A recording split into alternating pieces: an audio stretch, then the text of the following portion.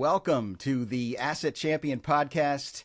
It's me, your host, Mike P., with a guest who needs no introduction. She is returning for the 42nd time on the show. I'm kidding. No, she's been on the show several times before, and she is a brilliant leader in our facility management industry. And I thought, why not do this again? In fact, let's do it twice because we're going to talk about it. Her company, FEA, has their own podcast called the My Facility Podcast. And yours truly, DJ Mike P., will be a guest on that show the same time this episode comes out. So we're doing, that's right, everybody, another podcast crossover spectacular. And this time, it's with my friend Maureen Roskoski. Maureen, welcome back. Hey, Mike. Thanks for having me. I'm super excited. I love a good crossover. That's right. Same as me. I was just listening to the Nate Land podcast finale. And I don't know if you know Nate Bargatze, the comedian, and he has a podcast. And they were talking about cross-pollination. So we're cross-pollinating. Okay. I'm here in Washington, D.C. You're out in Denver, Colorado. The country's represented across the world, and we are here together for a crossover experience. Speaking of Denver, I don't want to talk about the weather because that would date us because we're right in the middle of winter. But how did you get to Denver? Remind me, because not last time, but years ago when we first did a podcast, Maureen, it was like a decade ago, we had you on my FM Innovator podcast. I remember being in the Fairfax, Virginia offices of FEA. You and I sat down together, and you had come up from Richmond, Virginia. But now you're out in Denver. Remind me how you ended up out there in the Rocky Mountains. Honestly, it was an opportunity that came up. Our company has an office in Lakewood, which is just a western suburb of Denver. And I always wanted to, I thought I'd retire out here in the West. That was where I vacationed. I love the mountains. Beautiful. So opportunity came up and I was like, you know what? Let's just pretend we're retiring now and go out and enjoy it, right? Don't wait for retirement to do what you want to do. So I moved out here in the fall of 2020 and I love it. It's perfect for me. I love it too. That's great. Retirement training facility for Maureen out in Denver. And here we are, in a new year, 2026. This will come out in February. So I'm looking ahead, and I wore my Washington Nationals jersey here to get excited about my spring training experience, which I always do this time of year. Go down to West Palm Beach, Florida, and see our Washington Nationals. Did you hold on to any affiliation to the Nats or any DC-based teams when you moved out, or are now you a Denver, Bronco fan, Colorado Rocky fan? Well, now that the Broncos are doing good, I'm a Broncos fan. Yeah. When I first moved at the time here, of this recording, we don't know how far they went into the playoffs, but they're on the doorstep of a Super Bowl. Yeah. Yeah, and I don't know if it's okay to date us. They just did the weather, and it's going to be below 0 for the game on Sunday. It's amazing. We just say it's winter, sports, go snow, go winter. We're getting a big storm here in DC as well. So it's all fun and games and facility management. And that's what we should probably talk about, Maureen, because this show, as you know, you've been on the show many times. In fact, the most recent appearances, it's over 2 years ago now, so it's way overdue for you to be back. But we did a trilogy, a Star Wars-like trilogy of Asset Champion podcasts with the team from FEA. You and some of your colleagues and also some of your clients got on and talked about some amazing things, and I'll point people back to those. We talked about the ISO 55001 asset management gold standard framework. We talked about the need to keep the big picture in mind with facility life cycles, and we talked about how the Federal Buildings Personnel Training Act helps FM professionals. But I did a little research this morning, Maureen. I went back to our very first time together. I alluded to it earlier, the FM Innovator podcast, and that was in 2017. You were one of my first podcast interviews ever, and we talked about resilience and the need to be aware of possible disasters that are always looming, especially whether they're natural disasters or other incidents that affect the built environment, and therefore our audience of facility and asset management leaders have to be on top of that. And you are very passionate about the topic of resiliency, right? Yeah, and it's interesting because it's really coming to fruition now. And the poor Federal Buildings Personnel Training Act, it's a law, so it's still there, but the whole group has been dismantled. Oh, I And so didn't know that. we're sort of like limping along, but that was all about workforce development. Mm-hmm. And, and with this current climate, we're not allowed to say the S word, sustainability. So we talk about resilience, right? And Yeah. that sustainability is kind of morphing into resilience, where we you not only want to have an efficient and productive environment for your workplace, for whatever your organization does, but you got to think about the long term and what climate change and impacts are going to affect your property. So I have a really fun opportunity that I'm teaching a course next week in Los Angeles, and it's with a group called the LA Clean Energy Incubator. And I got in touch with them through the Building Operator Certification Program, which is another training program that is a little bit more equipment focused, like operator, you know, trench, trench, wrench turning kind of courses, that a little bit deeper in that area than the IFMA facility management stuff. And been teaching with them for a while. Love that class. There's one called Fundamentals of Energy Efficient Building Operations. So it's a really nice, for anyone. You could not have any idea about what a boiler is, and you'll learn basics of what a boiler is, and you talk about energy efficiency. So I'm going to be teaching that for them next week, and then in February I'm going to be teaching a resilience course, and it's focused all around property resilience. And so for physical property, how do you assess the risks? What do you do with different threats? And when you're thinking long term, 20 years, like, my company, we do a lot of capital planning for people, where you say, all right, you need to you're going to need to replace your chiller in year 10 and your boiler in year 12. And so the resilience aspect is doing a little bit more, where you say, okay, well, in 10 years, what's going to be different for us? And for some areas, we are going to have, the 100-year flood is now happening every 20 years. And wildfires are now much more prevalent. And so your threats are changing. So you got to think about how you might change your property and infrastructure. And what's really neat about this class is it's a cohort where it's people who may have never heard of facility management, may have never understood that that's a career, and we all know that's out there, right? And it's folks who have either lost their homes or their businesses or been impacted by the wildfires in LA. So it's a group sort of retraining exercise. So I'm really excited about it. Well, it's really important that you use your expertise in that area. I think it's excellent to hear that you are broadening this message to not just our community of facility management professionals, but it affects everybody. The built environment, the dangers, the risks, they're all out there, and we all have to come together. And that's what this community is about, to share that message and get it to a broader audience. And I love hearing that, Maureen. It's also important, you mentioned it, the skills gap, the FM pipeline, we often call it, is, a difficult one to keep filled. And with the current budget cuts that are always happening, whether it's at the federal government or anywhere, it's very hard to upskill and stay on top of all the changes in technology and the new needs for expertise related to these preparing for risks and all that. So I love what FEA does, and I love that you are involved and you're sharing this message at many industry events as well. I know we've usually seen each other at IFMA's World Workplace and Facility Fusion, and I always run into the FEA team there. In fact, I was thinking about, again, that first appearance back in 2017 when you were called Facility Engineering Associates before the rebrand.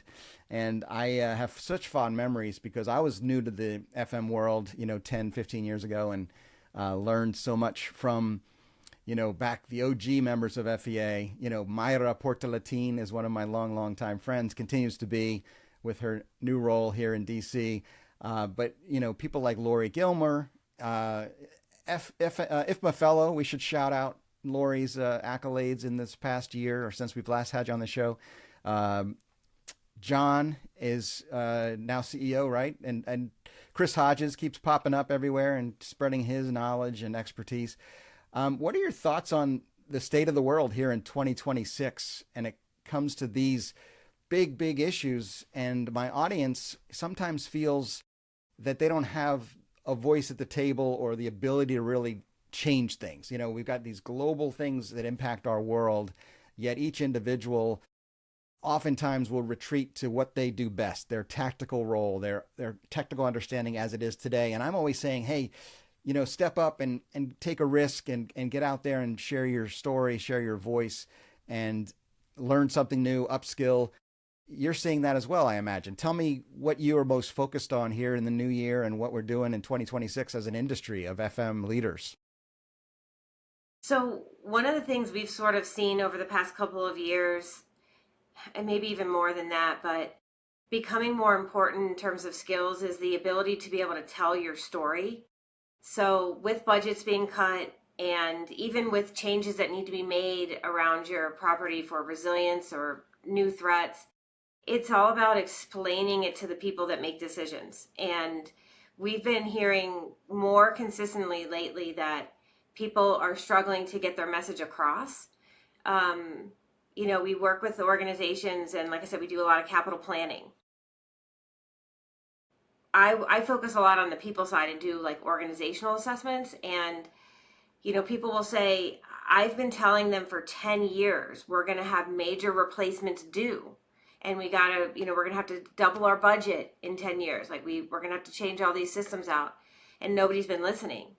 And so we've talked a lot about and worked with people about, okay, well, how can we tell that story better then? Because budgets are less. It's just a fact that we're in now, right? So you may not get all the money that you need for your building, but if you can get the people who make the decision, right, the people who give you your budgets, get on the same page where you're both making a conscious decision, right? So we've started to look at where you look at the facility condition index, which is just, how much deferred maintenance do you have compared to your replacement value, and use that to help tell that story and be able to say, look, if you give me this amount of money for the next 20 years, here's what I can keep our buildings at. I can keep it pretty steady.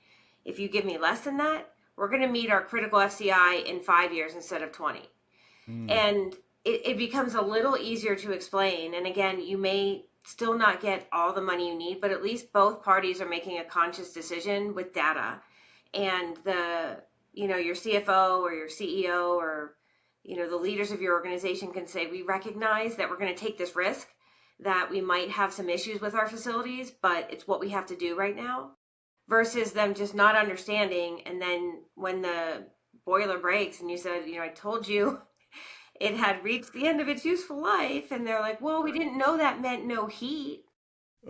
Right? Surprise. Yeah, there are consequences to kind of burying our heads and not facing these challenges head on.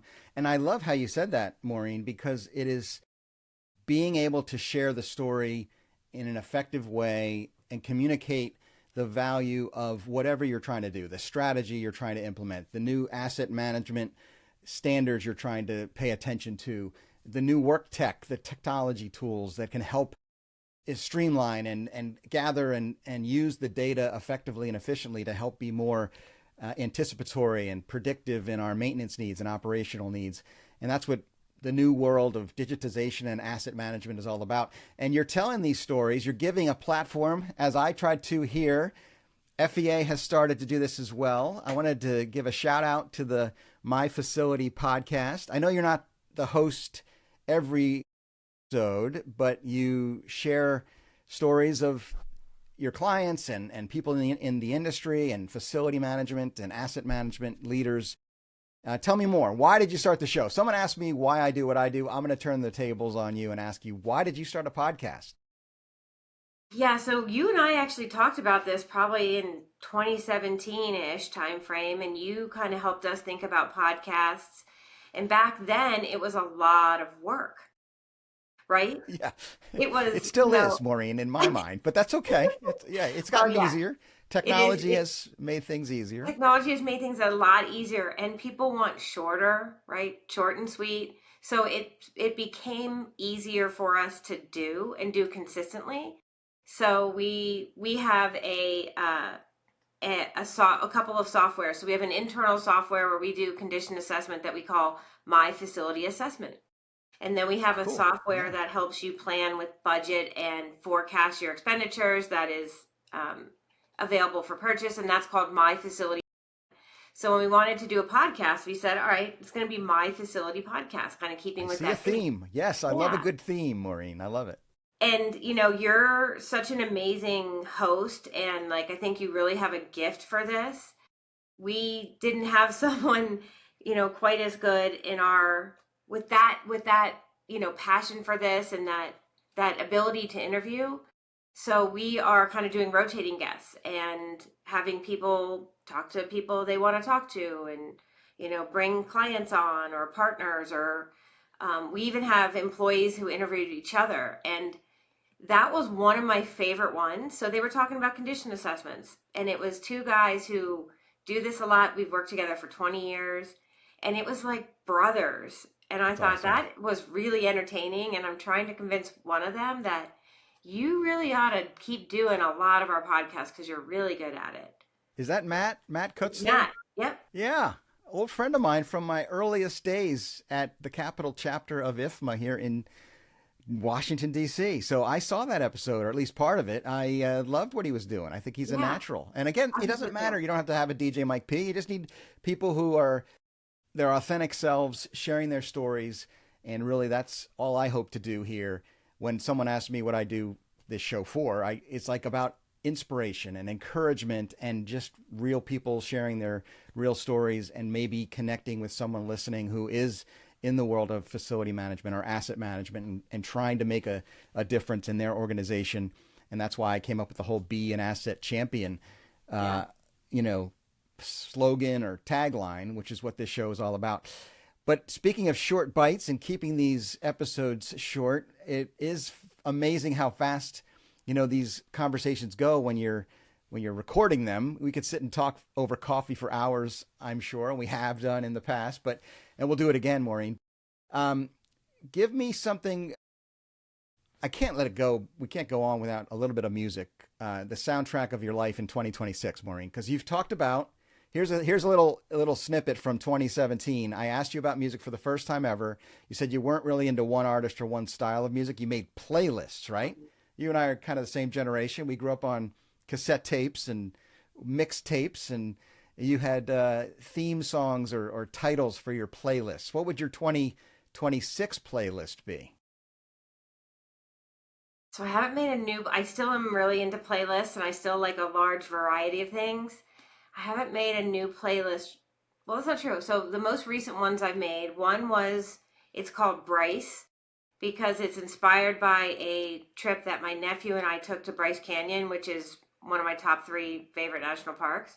No, it's not And about so Bryce Harper, former Washington National, current Philadelphia Philly. Okay, never no, mind. different slant. So we had a great trip, and we had a couple hours on the road, and he played a game where we went through the alphabet, and you had to pick a song, and he would play it like he's the DJ on the phone instead of uh, on the radio. So it went Cool. A, I love it. B, C, D, and I realized during that I don't remember names of songs at all. That's okay. You know the song though. It's in your heart. Yes, It's in your exactly. I can brain, sing right? all the words, but I can't Yep. tell you the title. But anyway, that was really fun because I got to hear some of the music he liked. So I made a playlist inspired by that.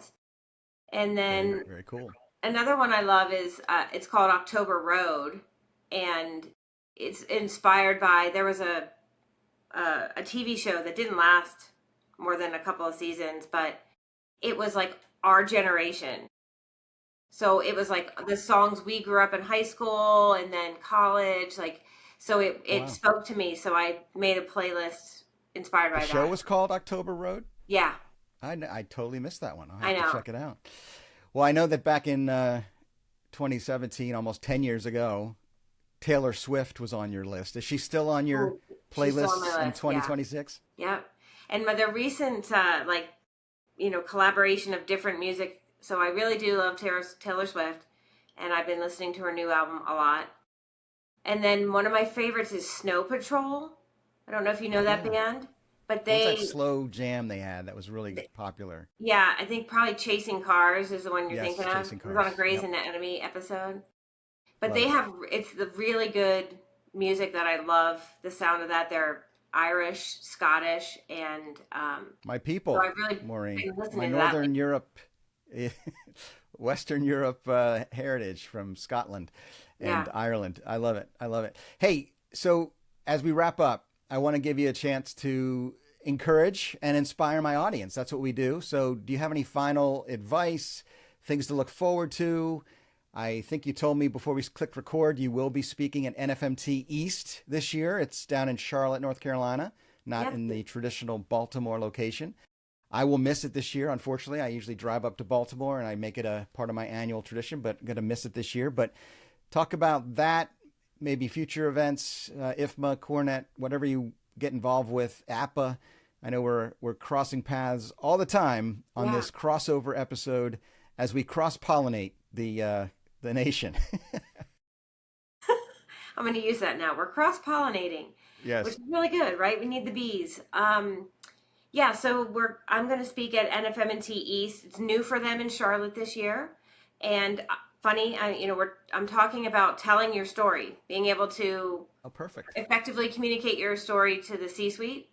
So that'll be fun. And I'll do a shout out because if you follow FEA on LinkedIn or me on LinkedIn, I've got a special code that you can get significantally discounted registration if you're interested in that. Oh, there you go. Yeah. The Maureen promo code. A promo code. And then I'll be at Fusion this year, and Lori and I are going to do one of those learning labs, and we're going to do a tabletop exercise. And Wayne Wetzel has gotten involved, and he's like, we're going to jack this up, and it's going to be AI this. And so I'm really excited about what's going to come out of it.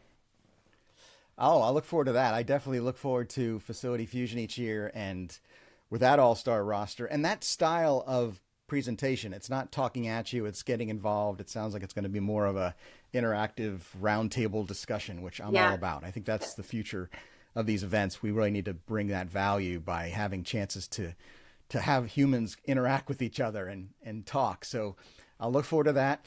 I will also look forward to being a guest on your podcast, the My Facility podcast. Everybody, I'll encourage you to check the links in the show notes, head over, and after you've listened to this, listen to that or watch it on YouTube. I think you publish your episodes there as well. And Maureen, I can't thank you enough for once again joining me on the Asset Champion podcast. Thank you. Thank you for having me. And we're really excited to have you on our podcast. We don't get to hear you on the other side much. So yeah, definitely come over and listen. Mike P in the hot seat, everybody. Don't miss it. But also, I want to say thank you for listening to this episode of the Asset Champion podcast. As always, I hope you found something of value in this discussion. And if so, would you do me a favor and share this episode with a colleague or a friend, anyone who might like to join us as we continue on our journey here to encourage and inspire you to be an asset champion. Peace out, everybody.